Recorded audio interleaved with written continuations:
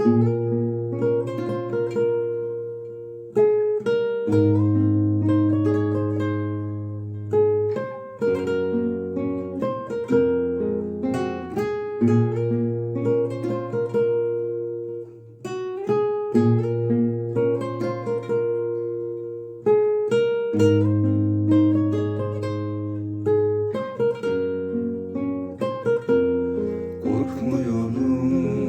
ölmekten, korkumsa sensiz yaşamak.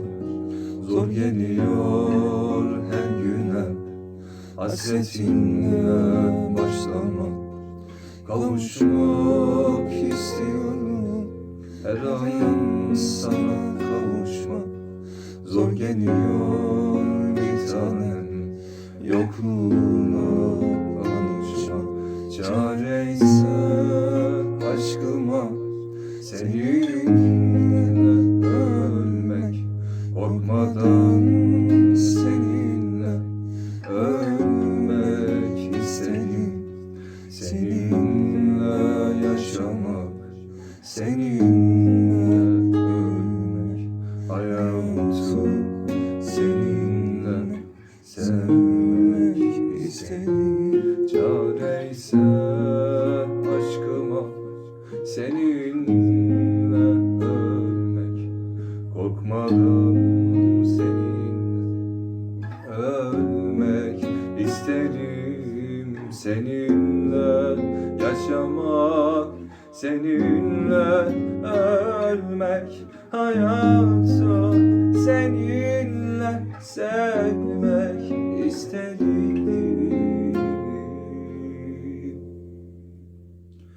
İhtiyacı var, ihtiyacı var.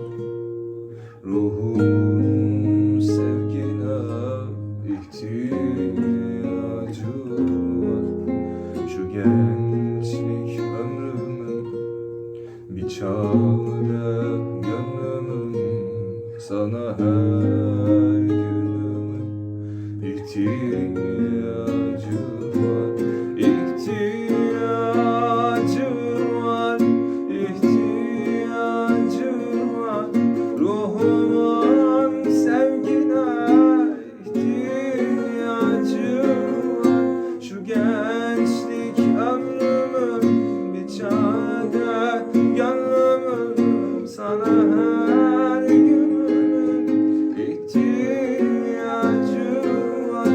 İhtiyacı var, ihtiyacı var. Ruhumun sevgine ihtiyacı var. Şu gençlik ömrümün bir çare gönlümün, sana